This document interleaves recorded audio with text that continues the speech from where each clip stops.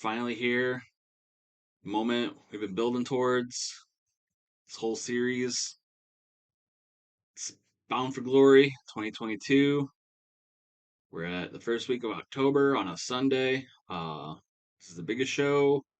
Event is above average importance, and I assume it's this as it's the season finale event. So yeah, we're here. Bound for Glory. Before we start, a few notes. One that's already here. I think I mentioned it in my notes. That I'm gonna go to before I go into Bound for Glory. But normally, when I do a pay-per-view, I just choose the providers that have the biggest overall coverage. So I only really have like four or so.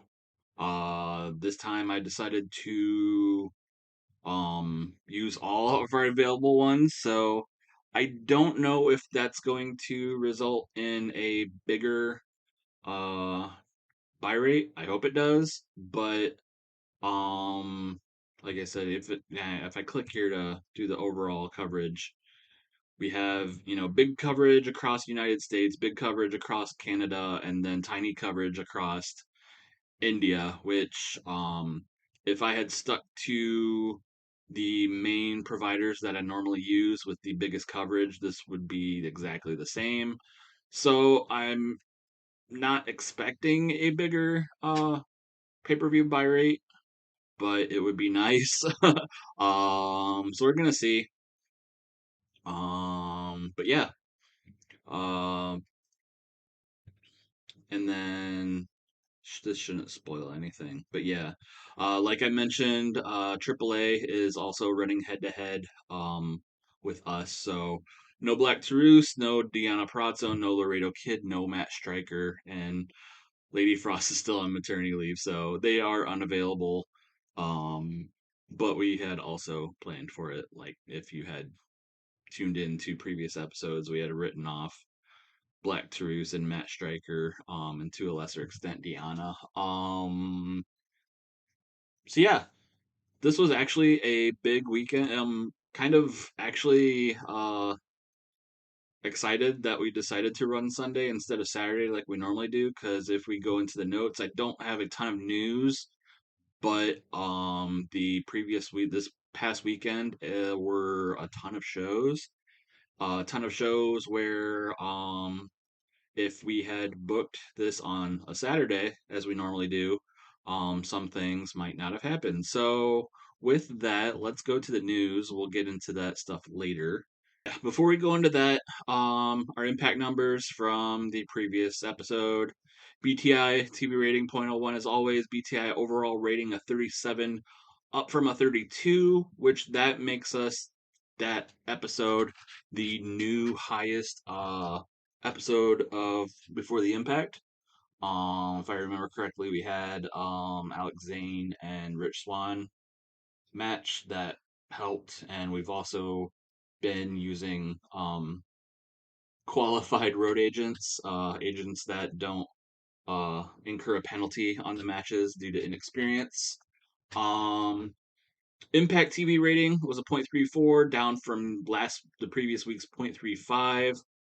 Correction that I did mention, at least in post production on the last episode, but a 0.35 is our highest TV rating that we've received so far, and we got that the previous week. So we are down zero point zero 0.01 from our high. I don't know why I thought the previous high was 0.36, and when we ever got that, I must have been just thinking our previous high was 0.34, I believe, and then we got 0.35, and then we dipped back down to a 0.34. So still, on the high side of our ratings. And then also the overall rating was a 48, up from a 45, and that episode is tied for the highest rating we have had since the June week 2 episode, which I think that was the Impact before the week before the Go Home episode for Slammiversary. So it wasn't the Go Home episode for Slammiversary, but the week before. That was our previous high, and we matched that with our go home episode for Bound for Glory. So big news, or at least, well, I want to say big news, but we are, on the higher end of our uh, business, if you will, except for attendance. We had a 315, which is two people up from 313. So I guess that's good. But, as long as we keep, um, like losing those regional battles, the attendance is only going to get worse. So, and with Shine jumping up in front of us, that just means we have more work to do. But yeah, cool. I only have one page of pre-show news. Um, we did induct Don West into the Impact Hall of Fame class of 2022. We don't have a segment for it on the actual show, but in game, I did decide to induct Don West into the Impact Hall of Fame in game Hall of Fame. We are entering the final month of Tenille Dashwood's contract. Um, I think I got the notice like the day of the show, so there wasn't really anything I could do about it. But I assume I will probably extend her contract. I just haven't sent her an actual extension yet. No reason to see why we wouldn't. But yeah, I just put that there. Maybe put an air of mystery into the knockouts title match for tonight. Uh, Chelsea Green was brought before wrestlers court and sentenced to buy everyone's beer. Small positive impact, but she is still at annoyed status. Interesting to note, Christian is now our like wrestlers court judge, considering he is probably the most tenured and one of the most over people on our roster now.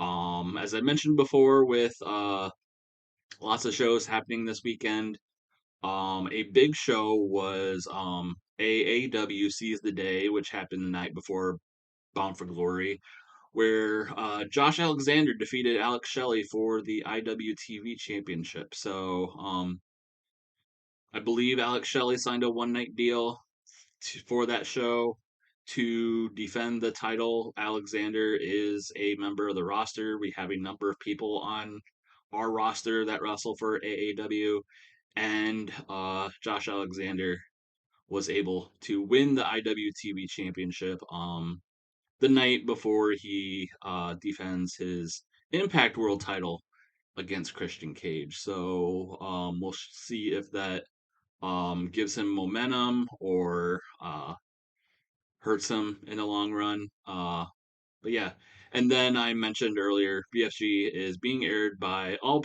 available paper. Bound for Glory is being aired by all pay-per-view providers that we have deals with instead of just the providers with the biggest coverage like usual.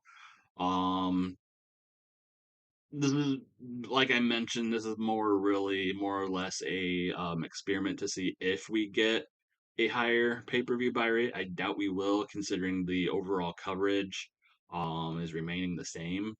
But it's interesting. It'll be interesting to see what we get. But yeah, that's our news for Bound for Glory. And yeah, it's time. Let's start the show. It's the big show of the year. Pretty much what we've been working towards so far, and will have an interesting effect on what's to come later in the year. Uh, yeah, let's go. All right, so we're starting off Bound for Glory, being held in front of 1,434 people in the Swisher Gymnasium. I do like to select actual arenas for our big shows just to see what'll happen. Our, like I said, our tapings are, one thing. I think we were projected for just under 1,500.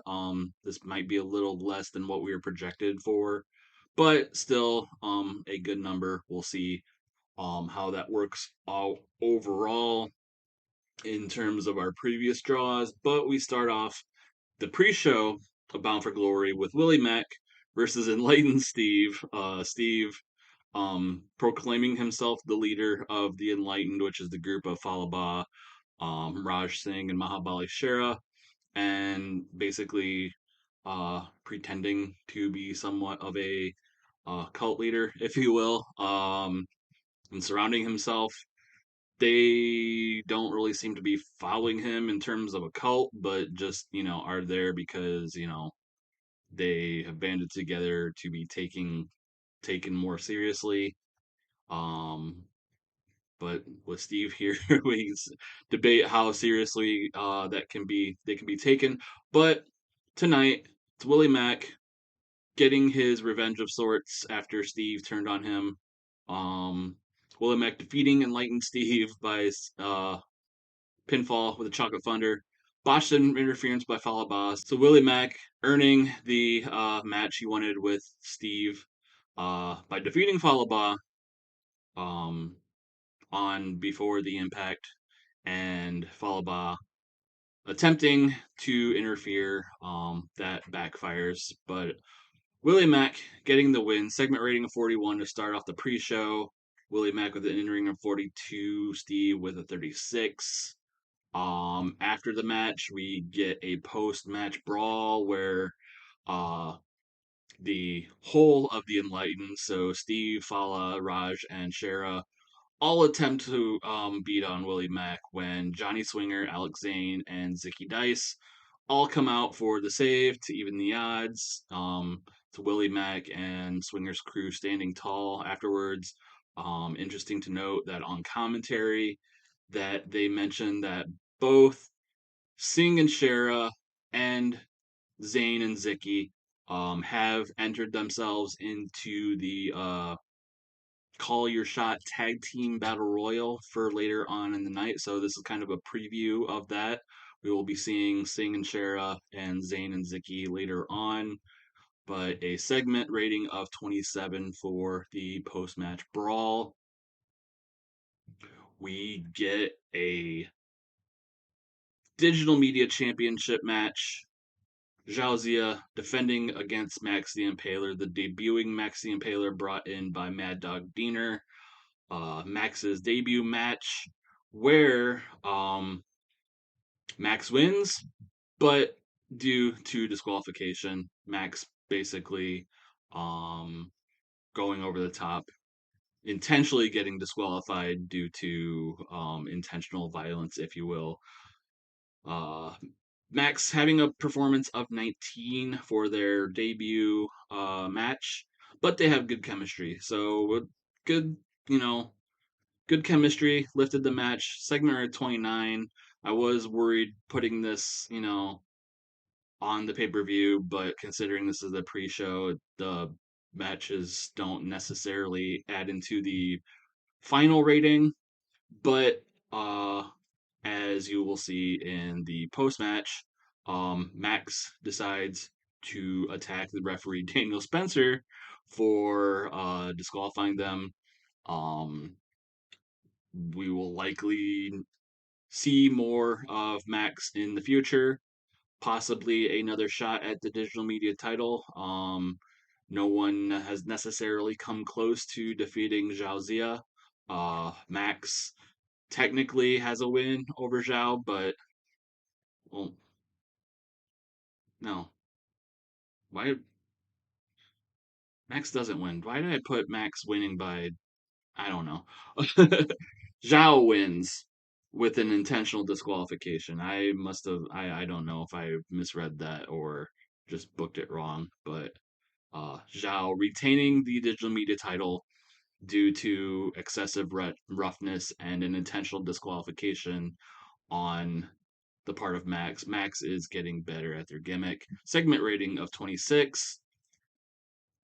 And then we go to the 4-on-4 elimination match where the losing team must break up. We have the Nasty Women Assassins of the NWA Women's Champion Mercedes Martinez, Tasha Steele, Savannah Evans, and Janai Kai versus the Positive team of Quinn McKay, Roxy, Rachel Ellering, and Willow Nightingale. Um, with Taylor Wilde, former Impact, well, technically TNA, former TNA Knockouts champion, but former Knockouts champion, on their side. Unfortunately, Taylor was the presence of Wild wasn't enough to give them the win. The Nasty Women's Assassins get the win, ignore the elimination order, but basically, we do have Taylor Wilde interfering, attacking Martinez, allowing Mercedes to get rolled up by Quinn McKay, um, leaving the final two to be Quinn versus Tasha. But in the end, it's Tasha that wins the match as the sole survivor for her team. So therefore, the Positiva team must break up. The Nasty Women Assassins do remain together. Storylines Vanson gained heat, but we are ending the storyline. Segment rating of 36. Of course, Mercedes having the highest of 35 or 45. Rachel with a 40. Janiyah with the 25, Savannah with the 25, Tasha with a 35, Willow with a 30, Roxy with the 27, and Quinn with a 24. So Quinn, the lowest performance, but we have this was kind of her group, her story, and um it in the end it kind of fell on her shoulders to keep it together, and in the end she was unable to. So Tasha getting the final win, the sole survivor, keeping the Nasty Women's Assassins together. The Positivity team must break up. Segment rating of 36. I believe that ends the pre-show. Yep. So we start the show. We start the show with an interesting choice. We start the show with the Monsters Ball match, PCO versus Brody King. Um, we in my mind, this made sense to start off the show with this match because, due to the Monsters Ball stipulations, both men must have been locked up for a day without sunlight and food and water and what have you. And in the case of PCO, he was actually locked up on the last episode of Impact, so he's been locked up for probably a number of days. Uh, but in the end, Brody King defeating PCO in the Monsters Ball match. Father Bateman served as a distraction. Um, again, this was a gamble putting this match not just first but all together on this show because, as I've mentioned a number of times, Impact's style is episodic entertainment, which is fairly anti-hardcore matches. So putting a hardcore match on this show was a gamble. Didn't necessarily pay off. It only got a 31. Brody King has an interim performance of 46, so that's good to see. But the type of match is a poor choice for the audience, which personally I think is bullshit because they have these matches all the time. The Impact, in real life has plenty of hardcore matches. Um, the storyline that we've had, which was basically the Gospel of Violence reforming but then splitting off, is now over. Segment lost heat with the storyline, and we are ending it. But the thing that I've been trying to avoid is right here. PCO sustaining a strained rotator cuff. Um, as you mentioned, I believe on the last episode, PCO did announce his retirement effective in 3 months. So this was kind of set, this was definitely going to be the feud ender. Brody King was definitely always set to, this is basically PCO putting over Brody King. Um, I wanted him to, but that was the plan for that was going to be the plan even if PCO had never announced his retirement. But now that he has, and now that he's injured, this probably is our way of writing PCO off unless he makes um any sort of non-wrestling appearances. I did want him to do a stunt bump or something. But since he was retiring, he did not want to do that. But Brody King winning the Monsters Ball, PCO getting injured in the process, which probably is unsurprising. But doubly so that he is retiring. He is injured, so this will probably be the last PCO match we have in this game. Um, unless, a strain rotator cuff isn't that bad and, he has like one final match down the road. But what matters is Brody King winning the Monsters Ball and winning the feud to start off Bound for Glory's segment rating of 31. And Rhino is telling us that, PCO strained his rotator cuff.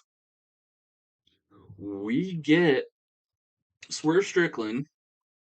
And actually, this is, after everyone makes their entrances for the X Division title match, the three-way, with Swerve defending against Buddy Matthews and Mascara Dorada.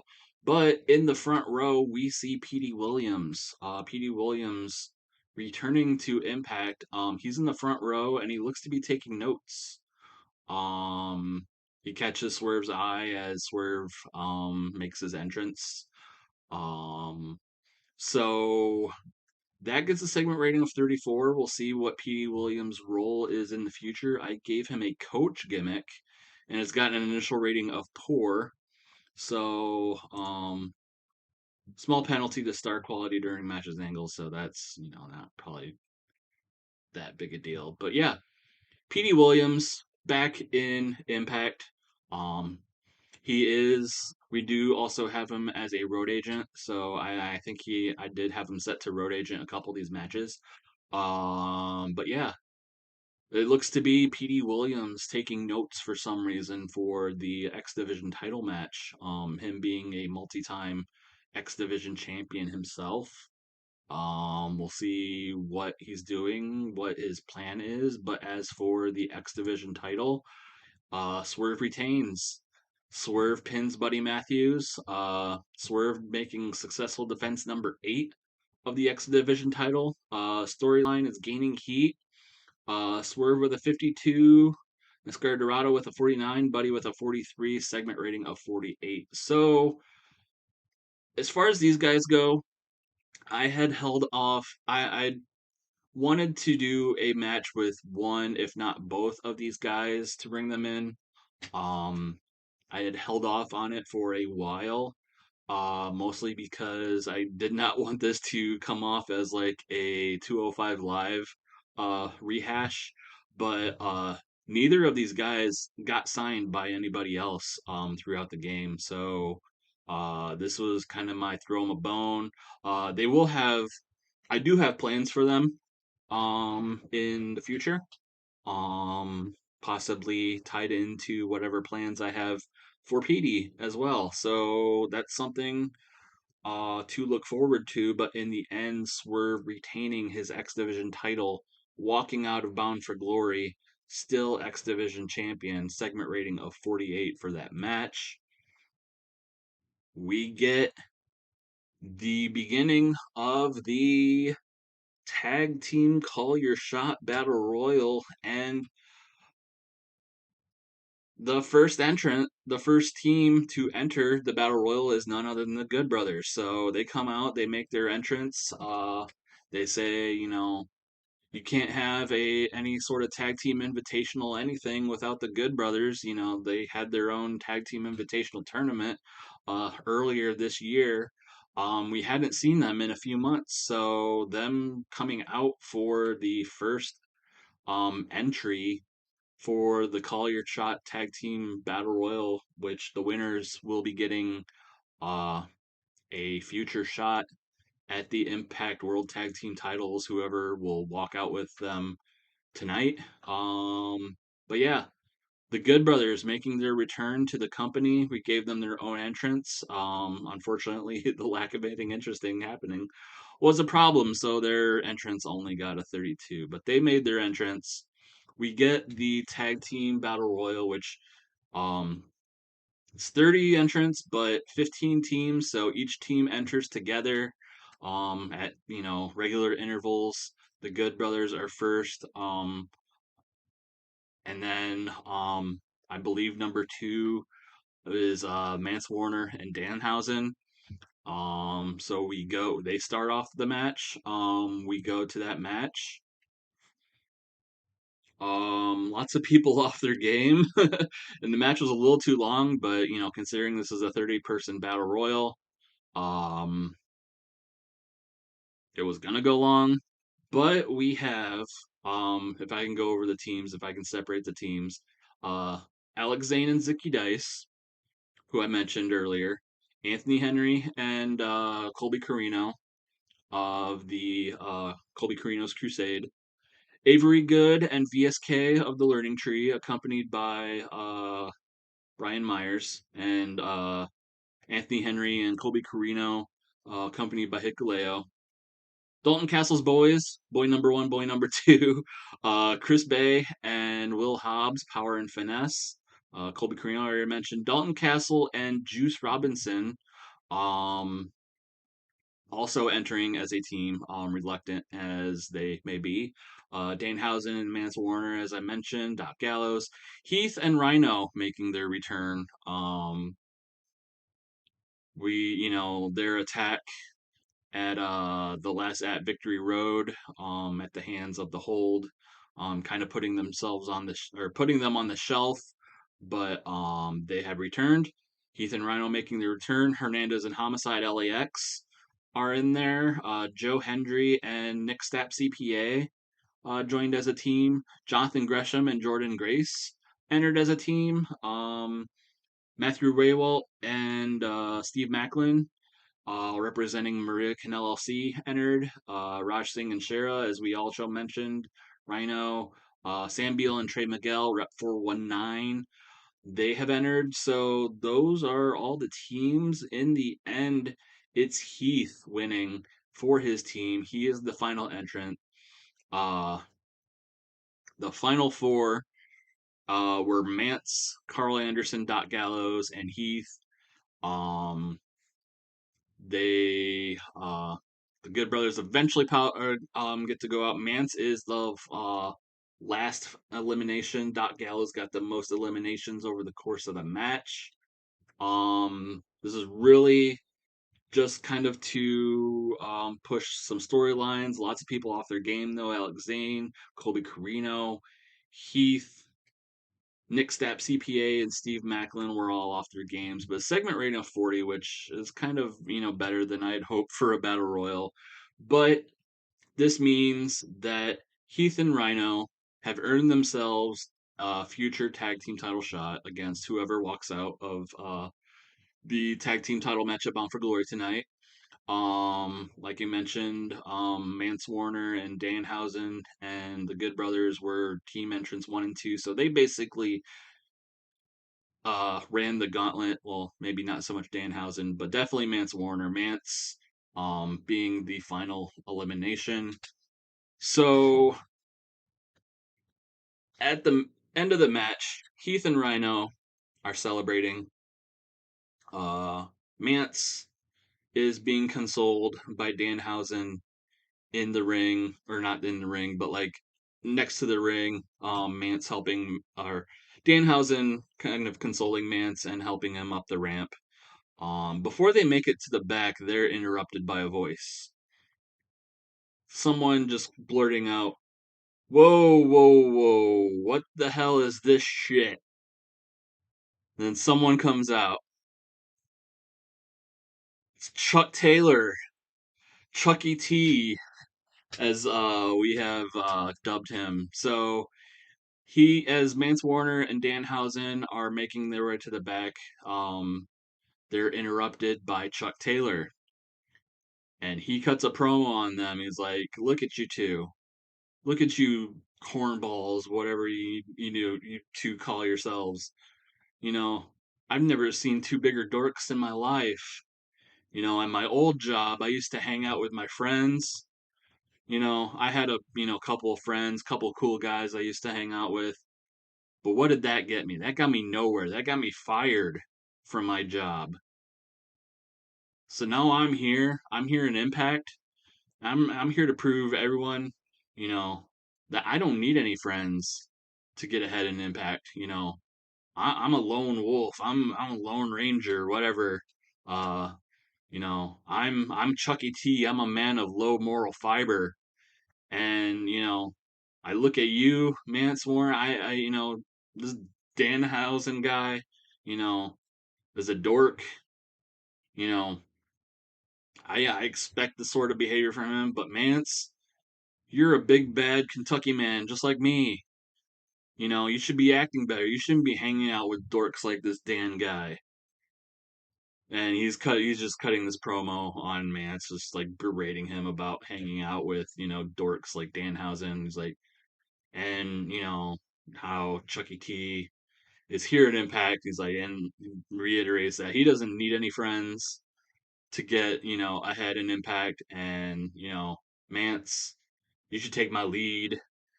You should look at the friends you have and realize they're all a bunch of dorks.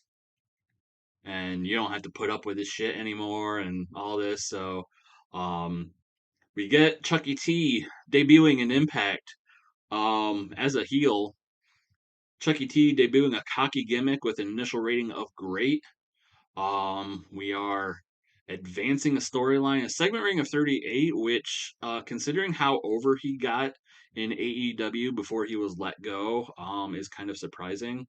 Um, Wins and losses have a greater impact on popularity changes than normal. So we'll see how, Chucky T, if you will, fares in Impact. But yeah, considering I figured the promo, him cutting a promo would be the best fit for him. Apparently his hot catchphrases didn't carry over from AEW. But so yeah, we've signed Chucky T. And his popularity, actually, once we signed him, his popularity placed him as our most over wrestler. That's how over he got in AEW, at least in the Southeast region. All the other regions were like 10 less, but he's already more over than most of our roster. And I was kind of wondering if I should put him in a program with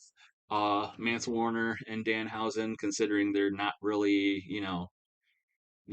like upper mid card guys, if you will. But we'll see how this all works out.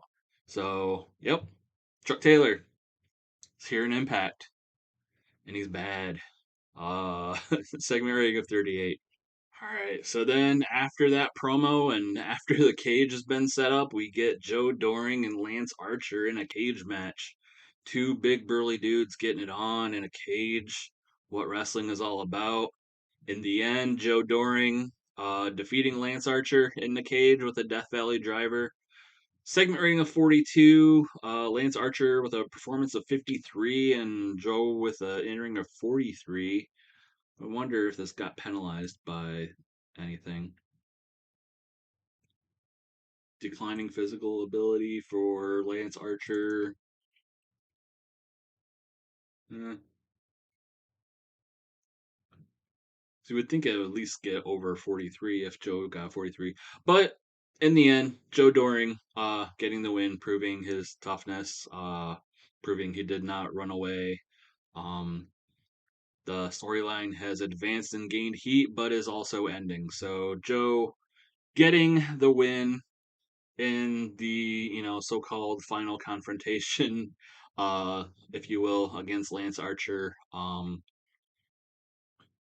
As far as Joe Doring goes, spoiler alert, he looks to be booked by All Japan, at least unavailable, for like at least every other Impact show in October.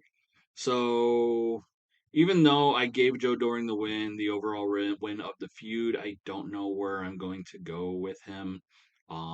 His inconsistency, his tendency of being booked elsewhere when we run shows, does not help him. I did want him to, at least get into like the uh, world title scene, but with the inconsistency of booking him, there it just can't gain that ground. So Joe Doring winning, but I don't necessarily know what to do with him from here. But segment rating of 42 for the cage match. We get a music video of the Motor City Machine Guns versus the Wolves feud. Um, the 30-minute Iron Man match to happen later tonight. This is basically padding to, if we had played this video for the live crowd so that the cage could come down, and to pad out the show a little bit. But this show didn't really need padding. But so I just decided to put, one last ditch effort to give the storyline some heat, but that didn't work. So the storyline lost heat. I don't know why. I tried to do music videos or special entrances. Get. They never seem to help anybody. But what's done is done. Segment rating of 37. Um, we get Jake something making his entrance after the Hold made their entrance. And Jake something wants to know who his tag partner, his mystery tag partner appointed by D'Lo Brown is. D'Lo Brown eventually comes out. D'Lo comes out and he's like, Jake, I told you, on Impact, I was gonna pair you up with somebody who has a lot to prove. I know you have a lot to prove, and I didn't want you going into this match alone. I wanted someone watching your back, and I wanted someone that, you know, also has something to prove as much as you do. So here's your partner, W. Morrissey. So W. Morrissey comes out, and Jake's like, no, what are you doing? Like, reminding everyone that, they had a feud like earlier this year. Jake something came out the better man, but, he doesn't necessarily want to do business with Morrissey. And Morrissey doesn't necessarily look like he wants to do business with Jake either, but he's just kind of like, just cool it. Let's just get through tonight. Let's just do it. And meanwhile, like Eric Young and Damian O'Connor, they love this. They know that Jake's gonna be, off his guard. They're not gonna be able to coexist, what have you. So this gets a segment rating of 36. I don't remember. This must be a part of that glitch where people I mark as scripted and then they don't. So Jake was able to improvise, but D'Lo wasn't. So that probably hurt the segment rating. But yeah, segment rating of 36, and we go to the match itself where in the end, Jake something and W. Morrissey do end up defeating the Hold. Jake something pinning Eric Young, doing, what he set out to do, proving to himself that he could do it, proving to, himself and proving that he could to Eric Young that he could beat him, that, he has what it takes to step up to that next level. And something in Morrissey actually, able to coexist as a unit, at least for tonight. Um, Morrissey proving that, at least he can be somewhat of a team player outside of the confines of Maria Canal LC. So, another case where the storyline is gaining heat, but we are ending it here. Jake something getting his win that he wanted, proving his point over Eric Young, and actually somewhat gaining a sort of ally, if you will, out of it. A former enemy and turned into an ally. Segment rating of 44. Damian O'Connor with a 51, Jake with a 45, Morrissey with a 38, and Young with a 30. So, yeah. Damian's numbers are pretty good. I might, want to think about breaking him away from Eric Young, but we'll see about that. But yeah, segment rating of 44. Jake something and W. Morrissey getting the win. But after the match, Maria Kanellis and Michael Bennett and Robert Evans come out to the ring, and they're calling out D'Lo, and they're like, "No, you can't do this. W. Morrissey is a contracted performer of Maria Canal LLC, and I forbade him to come to Bound for Glory. I suspended him so that he would not be here tonight. And if he, just did decide to show his face, he would suffer the consequences. He could be further suspended. He could be fired. He could be arrested. And D'Lo's like, whoa, whoa, I don't want to be the bearer of bad news, but you're not gonna do any sort of those things, because I did some investigative work, if you will. I looked into that all these so-called contracts that you have, these so-called contracts that you've drawn up, with you and Robert Evans. Um, First of all, none of those contracts are real. They're not worth the paper that they're printed on. And as for Robert Evans, you're not even a real lawyer. So, all these contracts that you have with everyone, none of them mean a damn thing. So, Morrissey is free of you. He can walk. He can, the only contract he has is with Impact, and he's free to do whatever he wants. And eventually, Michael Bennett interrupts. He's like, all right, shut up. All this, you know what? I don't even care. I don't even care about W. Morrissey. I never liked the guy. He can walk. I don't care. The real problem that I have tonight is that I don't have a match. Bound for Glory, the biggest show of the year, I don't have a match. And D'Lo is like, well, you could have found yourself a partner. You could have entered yourself into the call your shot battle royal. You could have got yourself a partner. And Ben's like, no, I don't do that. I don't do partners, and I don't do mid card matches. I'm a main event talent. I should be in there with the likes of Josh Alexander and the likes of Christian Cage, fighting for the world title. I should have a match, and it's a crime that I don't have one. So what I'm going to do is I'm going to make myself a match. And he attacks D'Lo Brown, and he, clocks him in the head. He forces him into the corner. He keeps punching him in the head, and he's like, "Call for the bell! Call for the bell! We got a match right now! Call for the bell!" Eventually, D'Lo Brown does call for the bell, and we got an impromptu match, Bound for Glory. So segment of 38 for this. And in the end, D'Lo Brown defeats Mike Bennett in 5 minutes. So Bennett's plan had backfired. So it didn't look like it at first. Bennett kept raining shots down on D'Lo Brown's head. Maria attempted to interfere, but Gail Kim ran out and made sure that Maria was a non-factor. But once Michael Bennett knocked down D'Lo Brown, left him prone. In an attempt to mock him, he goes up to the top rope. He does the head wobble. He goes for a frog splash. But when he connects, he comes up. He's clutching his ribs. He pops up. He's like, oh man, pop up his ribs. D'Lo, he's clutching his ribs. D'Lo Brown pops right back up, plants him with a sky high 1, 2, 3. D'Lo Brown gets the win, and we get a segment rating of 26. I expected that to be low, but D'Lo Brown having an inning rating of 30, it was better than I thought it would be. We are finally ending this hostile takeover storyline. So the storyline had been going on way too long.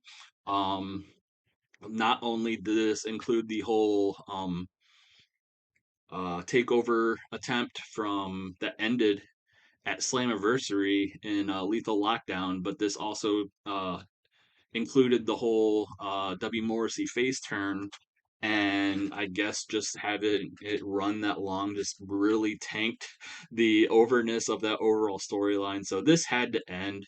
It should have ended a long time ago, but we ended it here with D'Lo Brown getting a win over Michael Bennett.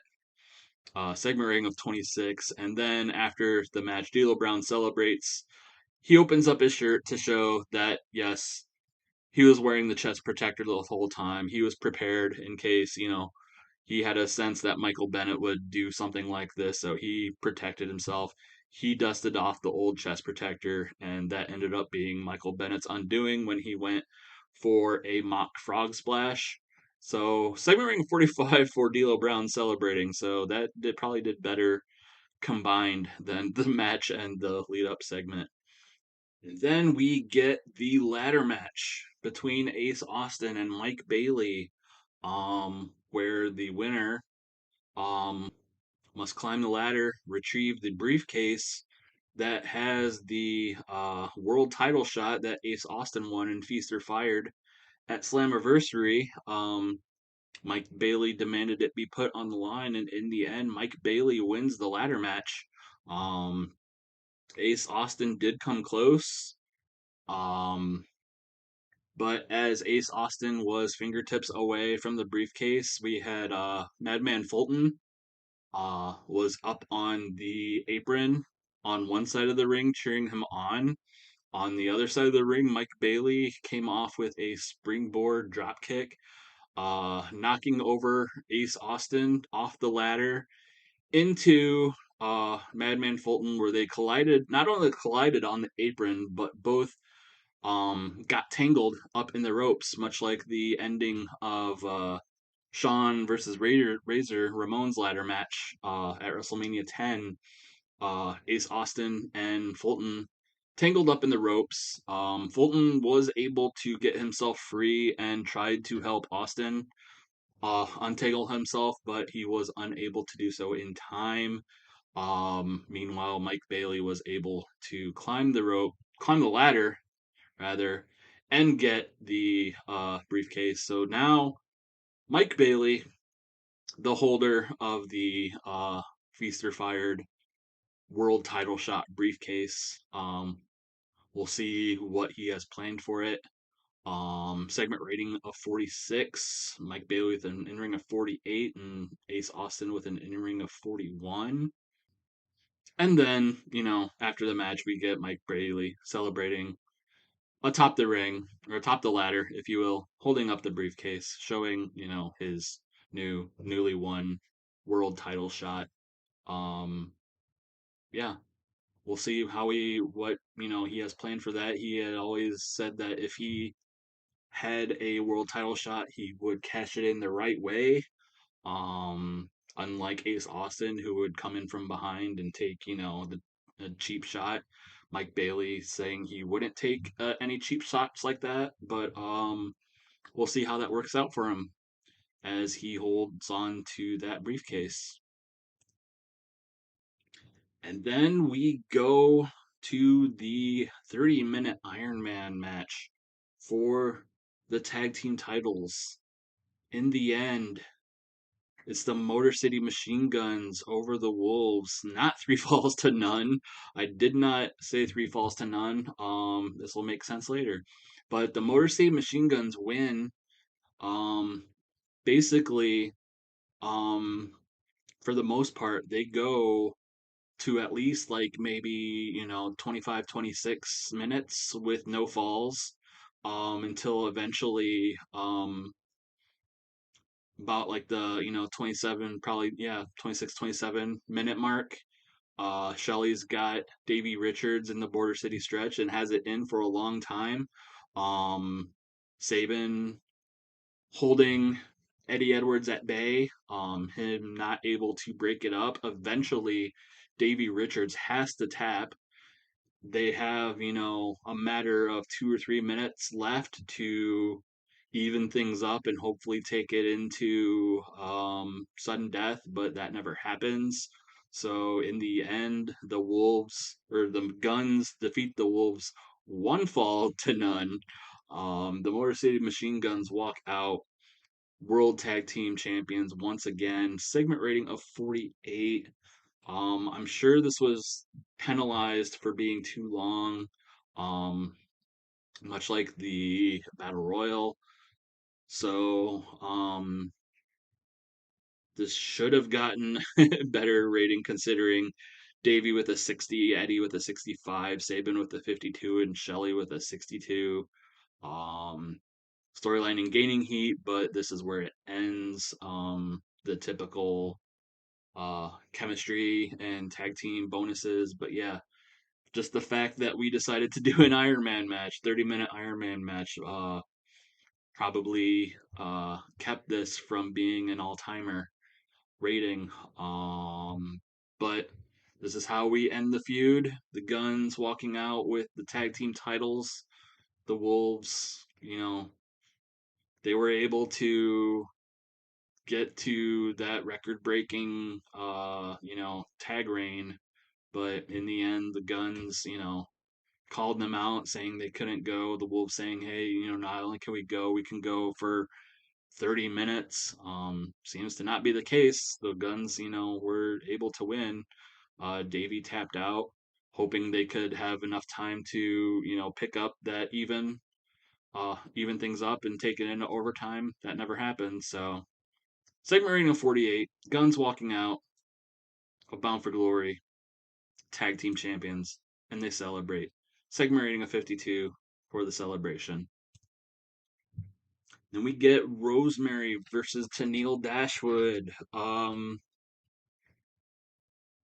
Rosemary defending against Tenille Dashwood and winning. Rosemary successfully defending in 13 minutes and 4 minutes, or 13 minutes and 4 seconds. So the story of this match was eventually, Tenille looking for help. Out comes Chelsea Green.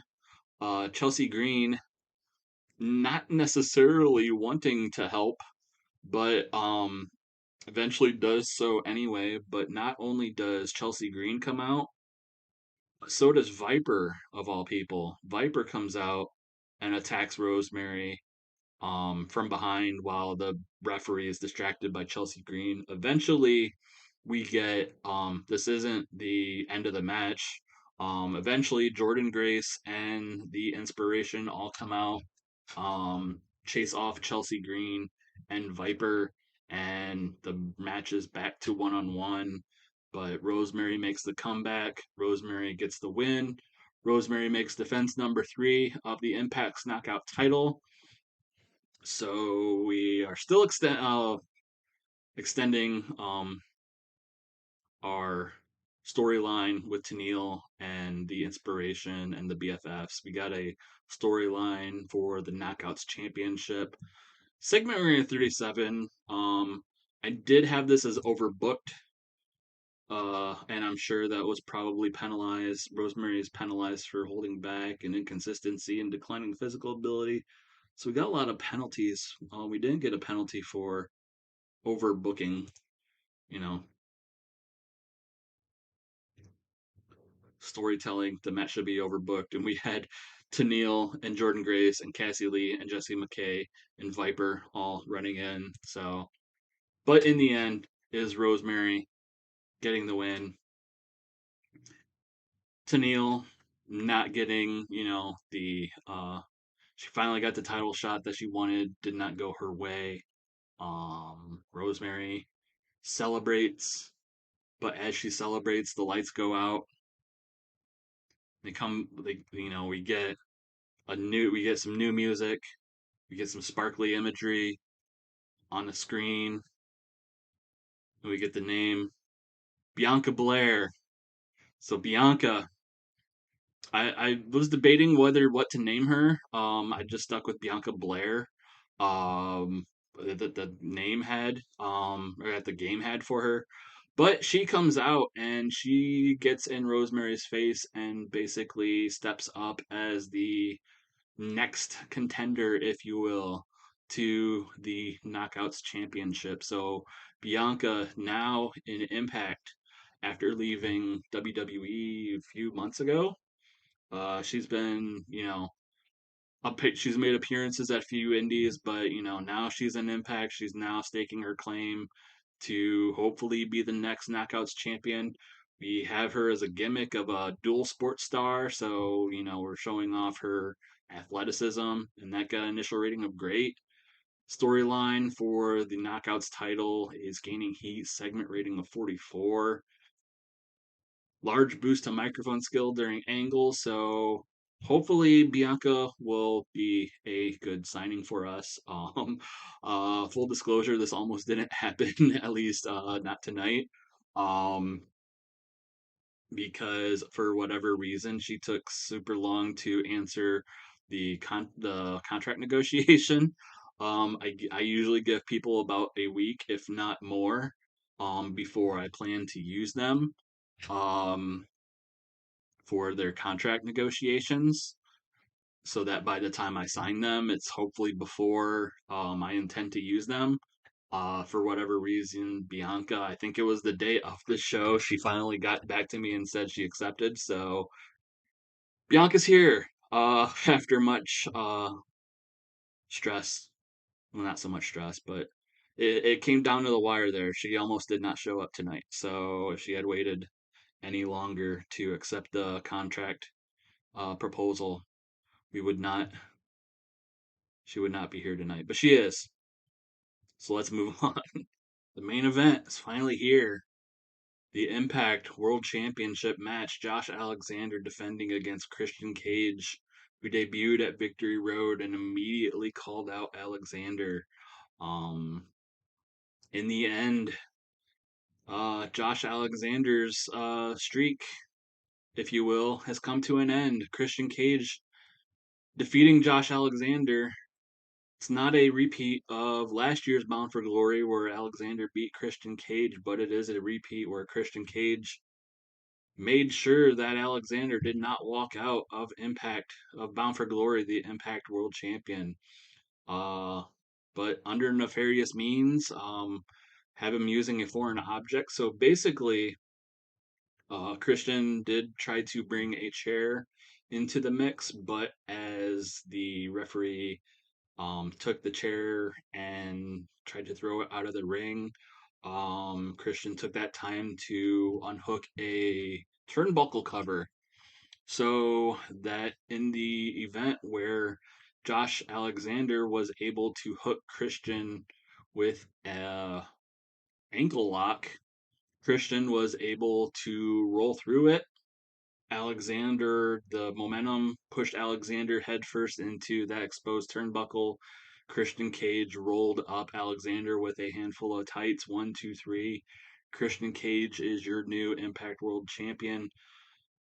Segment rating only getting a 32, which really bums me off or bums me out. Alexander seemed off his game, but he had an in-ring of 31. Christian only having an in-ring of 37.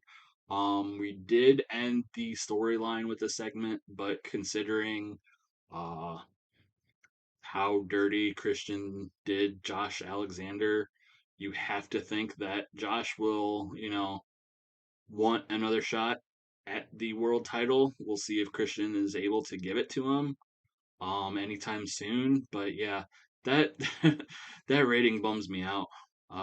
That should have been higher.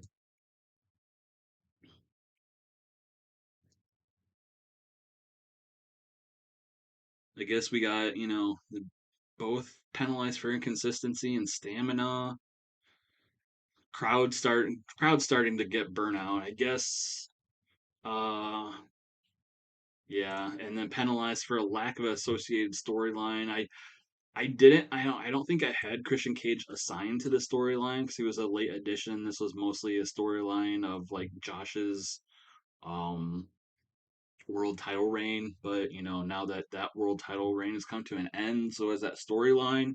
But likely he will be in the next general storyline regarding the world title as well.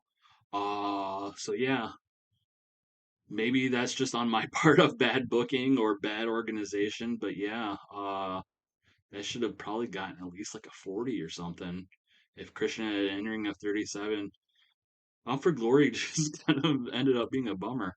But you got a 52 for a celebration, so that's how we end the show. Christian Cage celebrating becoming Impact World Champion.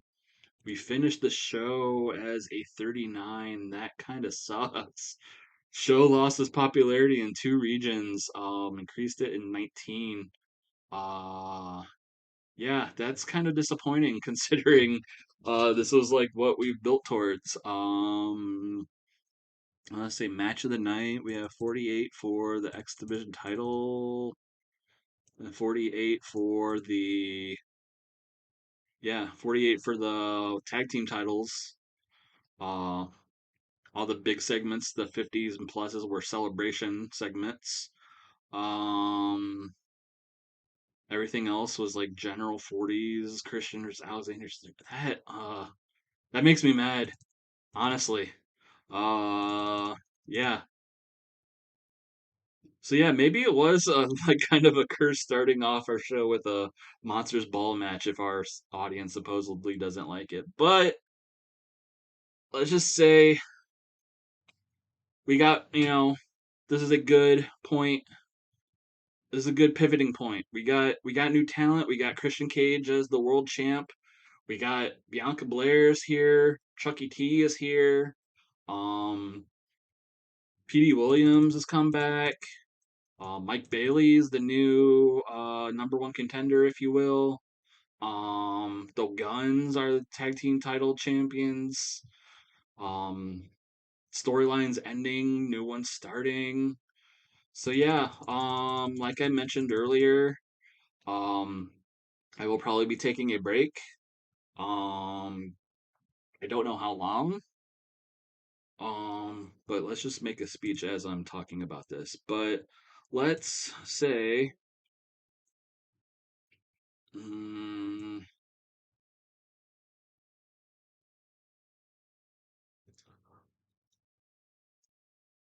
let's give something to Bianca. Where is she? Bianca. Um,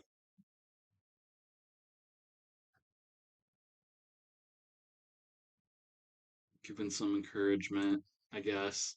No one really like. It's like Christian didn't really give us a good. Um, say Alex Shelley.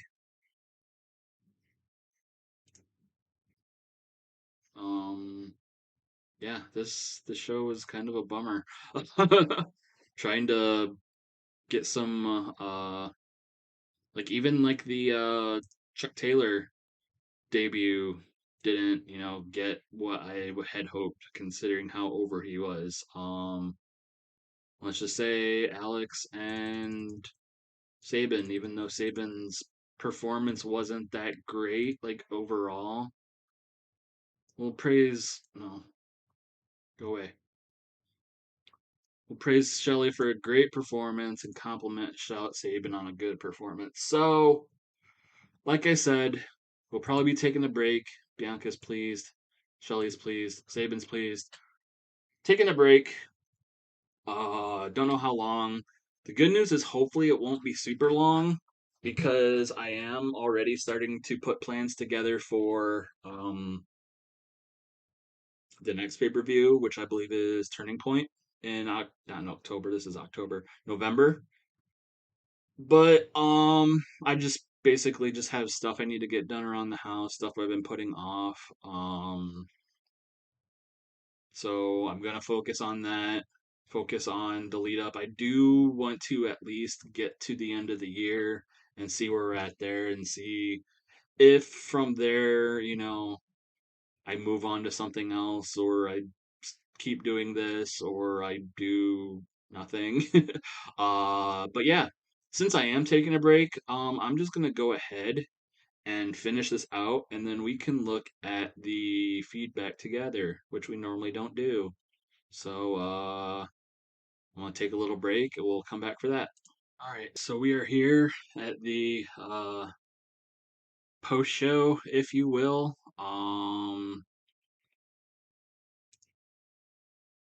Bound for Glory. Like I said, drew 1434 fans. Feedback's pretty good for a company of that size, but yeah, like I said, that was a bummer of a show. PCO is injured. Um, Thankfully, straightened rotator cuff isn't that bad.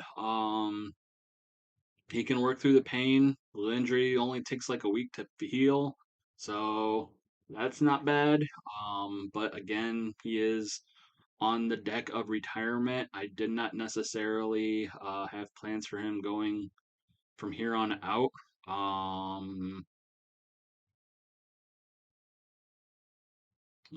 Leva Bates is retiring, or she retired. I don't even know if I mentioned she was retiring, but whatever. Scott Demore apparently re-signing with NXT. Um, yeah, let's go to our rating center. So we ran head to head with New Japan and AAA. We had more viewers than AAA, but I don't think that show actually aired. Well, let's go to our show. So we had a .63, which is pretty good for our. I want to yeah, I want to say that's in line with our buys. I'm looking at like these other uh providers and if they made a difference, and I don't think they did. A lot of them have zero buys, so yeah, opening that up to all of our available uh pay-per-view providers did not do a damn thing. So, but a .63 is a good number for our buy rate. The rest of the numbers probably not so much. AAA, let's see what AAA did considering we had they did a 55 overall attendance, 10,000. They did do a buy rate pay-per-view 0.21, so at least we got a bigger buy rate than them. Hades and Deanna Prato defeating Lady Shani and Lady Maravilla. Laredo Kid, Toxin and Superfly defeating Ultimo Maldito. Raptor and Estrella Davina. Um, Something I didn't mention, but I think AAA also had a show on Saturday, and that was where the Dream Warriors, which Black Taurus is a member of, won the World Mixed Tag Team titles, and they retained them here tonight against Black Mamba and Pimpinella Escarlata. Uh, bu- bu- bu- bu- bu- Joe Leiter defeated Mr. Aguilla and Drago to retain the cruiserweight title. Yeah, so not a huge show for them. Um, it's NJPW King of Pro Wrestling. Let's just see what that ran because New Japan is weird in this game. uh, like Moose defeating the Great Okan. Um,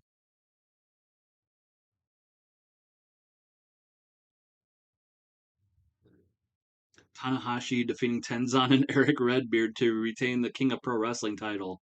Kota Ibushi defeated Zack Sabre Jr. to retain the Never Openweight title. Naito defeated Tozawa. Yeah, so that got a 74. Uh, yeah.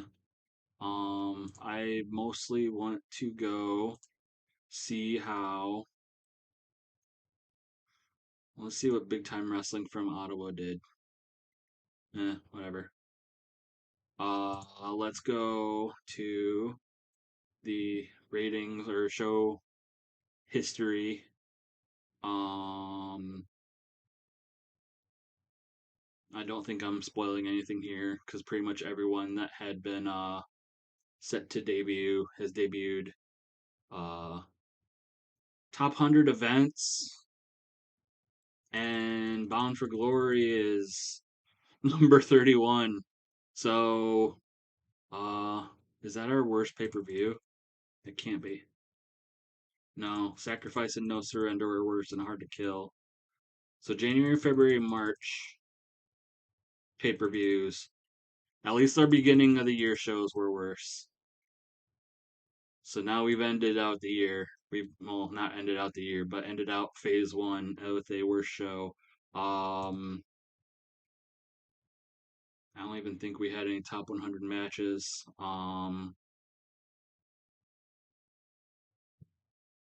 No,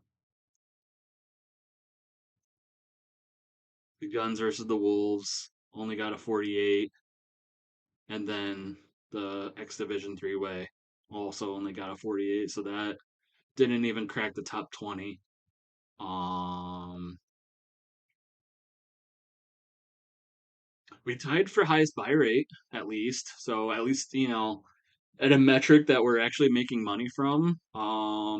We did, but yeah, look at that. Uh,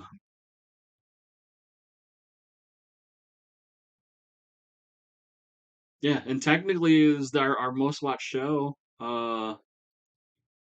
By 1,000, like 1,100 people. Uh, trying to look on the bright side here. Attendance wouldn't be, attendance top five. That's not horrible. Our best since, like Slammiversary. Well, we started off real good, but then we kept losing all those regional battles. But considering this far into the year, number top five, I guess. I'm trying to put a positive spin on this. But yeah, Bound for Glory did not deliver as much as I had hoped. Even though we have new champions, we have new talent. I don't want you to look at that. I don't know if there's anything there. Yeah. So I guess that's how. I don't want. I don't want to end this so negatively, especially since I don't know necessarily when I'll be back. But yeah, Bound for Glory did not deliver. But we have a new world champion. We have Bianca Blair. We have Chucky T. We have new tag team title champions. Yeah, basically, I guess all we can do is go up from here. We got a new start. We're making money. We started off with 1 million. We almost have two. I'm sure we'll probably get 2 million by the end of the year, if not at the end of this month. Well, probably the end of the year. I doubt we'll do well. Yeah, I doubt we'll get 200K this in a month. We barely, we just hit six figures this month, so probably the end of the year we'll have 2 million in the bank. But yeah, Bound for Glory, we're like Bound for Disappointment. Sorry. um, hope you liked that show. Um, I did at first. Uh, so yeah, like I said, I don't know when I'll be back. If I'm not back, thanks for watching. I hope you enjoyed it. Um, but just keep your eyes out. Maybe I'll be back. I do want to get to the end of the year, so and see where we're at there. But yeah, I'm just gonna shut up now. Hopefully I'll see you guys later. Thanks for watching.